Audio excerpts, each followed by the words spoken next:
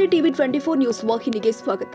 ಸಿರುಗುಪ್ಪ ನಗರದ ತಾಲೂಕು ಪಂಚಾಯಿತಿ ಕಾರ್ಯಾಲಯದ ಆವರಣದಲ್ಲಿ ತಾಲೂಕಾಡಳಿತ, ತಾಲೂಕು ಪಂಚಾಯಿತಿ, ನಗರಸಭೆ ಹಾಗೂ ಹಿಂದುಳಿದ ವರ್ಗಗಳ ಕಲ್ಯಾಣ ಇಲಾಖೆಗಳ ಸಹಯೋಗದಲ್ಲಿ ನಡೆದ ಸಂತ ದಾಸ ಶ್ರೇಷ್ಠ ಶ್ರೀ ಕನಕದಾಸರ 538ನೇ ಜಯಂತ್ಯೋತ್ಸವ ಸಮಾರಂಭವನ್ನು ಶಾಸಕ ಬಿಎಂ ನಾಗರಾಜ್ ರವರು ಉದ್ಘಾಟಿಸಿದರು.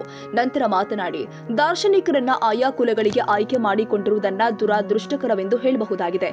ಸಂತರು, ದಾಸರು ಆದರ್ಶ ಪುರುಷರು, ಇಡೀ ಮಾನವ ಜನಾಂಗಕ್ಕೆ ಗುರುಗಳಾಗಿದ್ದಾರೆ. ಆದ್ದರಿಂದ ನಾವೆಲ್ಲರೂ ಕೂಡ ಅವರಿಗೆ ಗೌರವ ಸಲ್ಲಿಸುವ ಮೂಲಕ ಅವರ ತತ್ವಾದರ್ಶನವನ್ನ ಪಾಲಿಸಿಕೊಂಡು ಹೋಗಬೇಕಾಗಿದೆ ಎಂದಿದ್ದಾರೆ. ಜಾತಿ ಜನಾಂಗದ ಒಂದು ದಾರ್ಶನಿಕರು ಏನಿದ್ದಾರೆ, ನಾವು ಪ್ರತಿಯೊಬ್ಬರನ್ನ ಕೆಲವೊಂದು ಕುಲಗಳಿಗೆ ಆರಿಸ್ಕೊಂಡ್ಬಿಟ್ಟಿವಿ.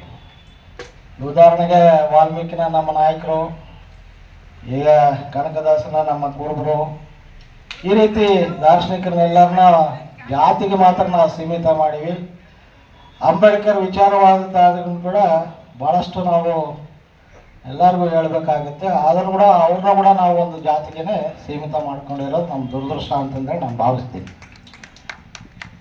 ನಾವು ವೇದಿಕೆಗಳ ಮುಖಾಂತರ ಭಾಳಷ್ಟು ಕನಕದಾಸರ ಬಗ್ಗೆ ಎಲ್ಲ ನಮ್ಮ ಚಂದ್ರಶೇಖರ್ ಅವರು ಭಾಳ ಹೇಳಿದ್ರು. ಇನ್ನು ಬಿಟ್ಟರೆ ಅವ್ರು ಇನ್ನೂ 2 ದಿವಸ ಮಾತಾಡ್ತಿದ್ರೇನಪ್ಪ.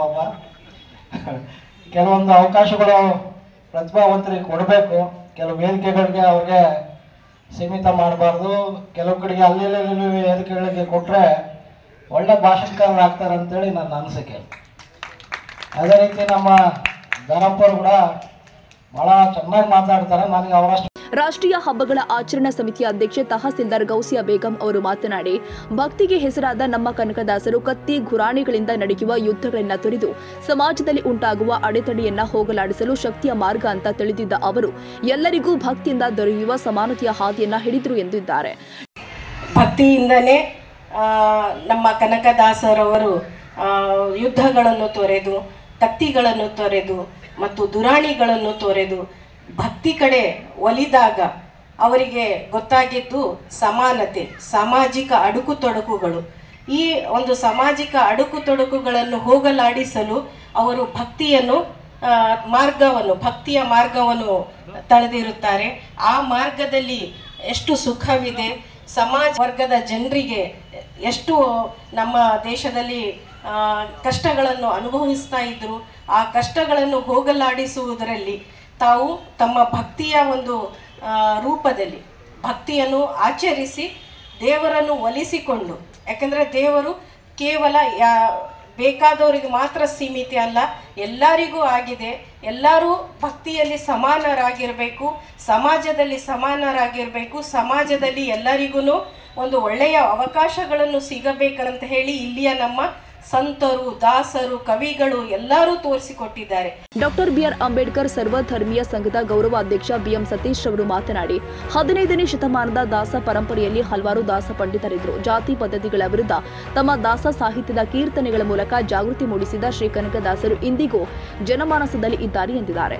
ಸಮಾಜ ಸೇವಕ ಟಿ ಧರಪ್ಪ ನಾಯ್ಕ ಮಾತನಾಡಿ, ಕನಕದಾಸರು ಅಂದರೆ ಪ್ರೀತಿ, ಸಮಾನತೆ ಹಾಗೂ ಭಗವಂತನು ಎಲ್ಲರಲ್ಲೂ ಇದ್ದಾರೆಂದು ದೇವರ ಇರುವಿಕೆಯನ್ನ ಸಮಾಜಕ್ಕೆ ಗೊತ್ತುಪಡಿಸಿದ ಮಹಾನ್ ವ್ಯಕ್ತಿಯಾಗಿದ್ದಾರೆ ಎಂದರು. ಇನ್ನು ಕಾರ್ಯಕ್ರಮದಲ್ಲಿ ಕನಕದಾಸರ ಜೀವನ ಚರಿತ್ರೆಯ ವಿಶೇಷ ಉಪನ್ಯಾಸ ನೀಡಿದ ಯು ಚಂದ್ರಶೇಖರ್ ವಕೀಲರು, ಪದಗಳಿಗೆ ಸಿಗದ, ಸಾಹಿತ್ಯಕ್ಕೆ ನಿಲುಕದ, ಸಮಾಜದ ಉದ್ಧಾರಕರಾಗಿ ಸಿರಿತನವನ್ನ ಬಿಟ್ಟುಕೊಟ್ಟು ಭಕ್ತಿಯ ಮಾರ್ಗದ ಮೂಲಕ ಮೇಲು ಕೀಳರಿಮೆಯನ್ನ ಹೋಗಲಾಡಿಸಲು ಪ್ರಯತ್ನಿಸಿದ ಸಂತ ದಾಸ ಶ್ರೇಷ್ಠರಾಗಿದ್ದಾರೆಂದು ವಿವರಿಸಿದರು. ಕೈವಾಲ್ಯಾನಂದ ಸ್ವಾಮೀಜಿ ಹಾಗೂ ತಾಲೂಕು ಕುರುಬರ ಸಂಘದ ಅಧ್ಯಕ್ಷ ದಮ್ಮೂರು ಸೋಮಪ್ಪ ಮಾತನಾಡಿದರು. ಸಮಾಜಕ್ಕೆ ಸಂದೇಶ ಕೊಟ್ಟಿದ್ದಾನೆ. ಇವತ್ತು ಪೂರ್ವ ಅಭಿಮುಖವಾಗಿರತಕ್ಕಂಥ ಶ್ರೀಕೃಷ್ಣ ತಿರುಗಿ ಪಶ್ಚಿಮ ಅಭಿಮುಖವಾಗಿ ನಿಂತಿದ್ದಾನೆಂದರೆ ಅದು ಯಾರ ಕೊಡುಗೆ? ಅದು ಕನಕದಾಸನ ಕೊಡುಗೆ. ಇವತ್ತು ಕನಕದಾಸ ಇದ್ದಾನೆ, ದೇವರು ಇದ್ದಾನೆ, ಎಲ್ಲಾ ಜನಗಳಲ್ಲಿ ಒಂದು ನಂಬಿಕೆ ಹುಟ್ಟಿಸತಕ್ಕಂಥದ್ದು, ಒಂದು ಎವಿಡೆನ್ಸ್ ಕ್ರಿಯೇಟ್ ಮಾಡಿರ್ತಕ್ಕಂಥದ್ದು ದಾಸ ಶ್ರೇಷ್ಠ. ಒಂದು ಇಮೇಜ್ ಮಾಡ್ಕೊಡ್ರಿ, ಪ್ರಾಣ ಹೋದ್ರು ಬ್ರಾಹ್ಮಣರು ಪೂರ್ವ ದಿಕ್ಕಿಗೆ ದೇವರ ವಿಗ್ರಹ ಇಡ್ತಾರೆ ವಿನಃ ಪಶ್ಚಿಮ ದಿಕ್ಕಿಗಿಡಲ್ಲ. ಸೊ ಇವತ್ತು ಪಶ್ಚಿಮ ದಿಕ್ಕಿಗೆ ಶ್ರೀಕೃಷ್ಣನೇ, ಸೊ ಶ್ರೀಕೃಷ್ಣ ಇದ್ದಂಗೆನೆ, ಶ್ರೀಕೃಷ್ಣ ಪ್ರತ್ಯಕ್ಷ ಆದಂಗೆನೆ ಪಶ್ಚಿಮ ಅಭಿಮುಖಿಯಾಗಿ ಆ ದೇವರ ಕನಕನ ಕಿಂಡಿ 15ನೇ ಶತಮಾನದಲ್ಲಿ ಜನಿಸಿ ಆವತ್ತಿನ ಪರಿಸ್ಥಿತಿಯಲ್ಲಿ ಅವತ್ತು ನಮಗೀಗ ಸಂವಿಧಾನ ಬಂದು 75 ವರ್ಷ ಆಗೈತೆ. ನಮಗೆ ಅಂಬೇಡ್ಕರ್ ಸಂವಿಧಾನ ಬರ್ಕೊಟ್ಟಾರ. ಆ ಸಂವಿಧಾನ ನಡೀಲಿ ನಾವು ಪ್ರಜಾಪ್ರಭುತ್ವ ನಡೀತಾ ಐತೆ. ಅಂದಿನ ಕಾಲದಲ್ಲಿ 15ನೇ ಶತಮಾನದಲ್ಲಿ ಅವರು ಈ ಒಂದು ಜಾತಿಯ ತಾರತಮ್ಯಗಳ ಬಗ್ಗೆ ವಿಶೇಷವಾಗಿ ತಮ್ಮ ಕೀರ್ತನೆಗಳ ಮುಖಾಂತರ ಅವತ್ತಿನ ಜನಮಾನಸದಲ್ಲಿ ಉಳಿದಿರೋದು ಬಹಳ ವಿಶೇಷವಾದ ವಿಚಾರ ಅಂತ ನಾನು ಭಾವಿಸ್ತಾ ಇದ್ದೇನೆ. ಯಾಕಂತಂದರೆ ಆವತ್ತಿನ ದಾಸ ಪರಂಪರೆಯಲ್ಲಿ ಸುಮಾರು 250 ಜನ ದಾಸರಿದ್ದರು.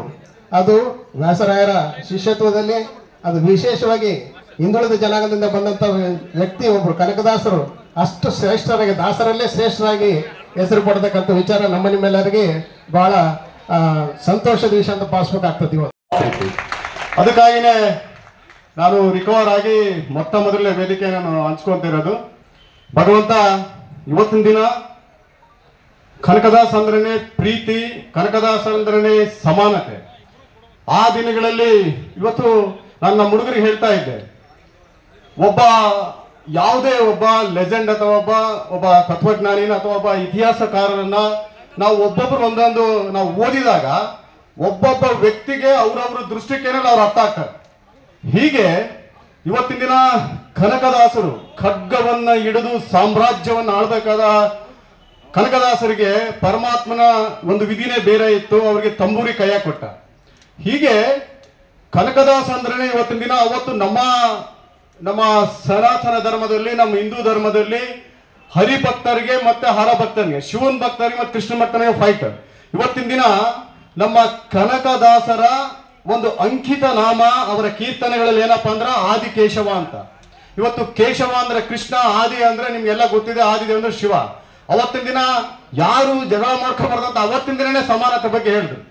ತಾಲೂಕು ಕ್ರೀಡಾಂಗಣದಿಂದ ಕಾರ್ಯಕ್ರಮದ ವೇದಿಕೆ ತನಕ ಕನಕದಾಸರ ಬೃಹತ್ ಭಾವಚಿತ್ರಗಳ ಮೆರವಣಿಗೆ ನಡೆಯಿತು. ಸುಮಂಗಲಿಯರು ಕಳಸವನ್ನ ಹೊತ್ತು ನಡೆದು ಮೆರುಗು ತಂದ್ರೆ, ಚಿಣ್ಣರು ಮಹನೀಯರ ವೇಷಭೂಷಣವನ್ನ ತೊಟ್ಟು ಮೆರವಣಿಗೆಯಲ್ಲಿ ನೆರೆದವರನ್ನ ಆಕರ್ಷಿಸಿದ್ರು.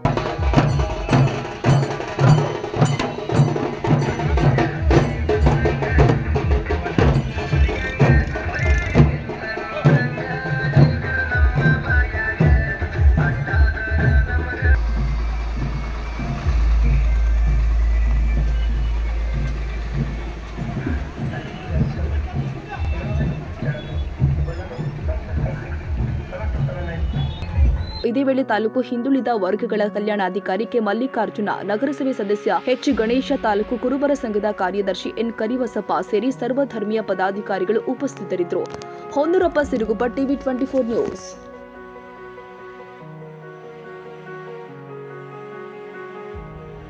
ಕನ್ನಡಿಗರ ಮೆಚ್ಚಿನ ನಿಮ್ಮ ಟಿವಿ 24 ಕನ್ನಡ ನ್ಯೂಸ್ ವಾಹಿನಿ ಇದೀಗ ಟಿವಿಯಲ್ಲಿ ಲಭ್ಯ. ಕರ್ನಾಟಕ ಮತ್ತು ದೇಶ ವಿದೇಶದ 360 ಡಿಗ್ರಿ ಸುದ್ದಿ ಹಾಗೂ ಉತ್ತರ ಕರ್ನಾಟಕ, ಬೆಳಗಾವಿ, ಬಾಗಲಕೋಟೆ, ಧಾರವಾಡ, ಹಾವೇರಿ, ಗದಗ, ಬಿಜಾಪುರ ಜಿಲ್ಲೆಯ ಕ್ಷಣ ಕ್ಷಣದ ವಿವರವನ್ನ ಪಡೆಯುವುದಕ್ಕೆ ಟಿವಿ 24 ಕನ್ನಡ ನ್ಯೂಸ್ ವಾಹಿನಿಯನ್ನ ಲೈಕ್ ಮಾಡಿ, ವಿಡಿಯೋಗಳನ್ನ ಶೇರ್ ಮಾಡಿ, ಕಮೆಂಟ್ ಮಾಡುವ ಮೂಲಕ ನಮ್ಮ ವಾಹಿನಿಗೆ ಸಹಕಾರ ನೀಡಿ ಮತ್ತು ಚಾನೆಲ್ ಅನ್ನ ಸಬ್ಸ್ಕ್ರೈಬ್ ಮಾಡಿ. Thank you.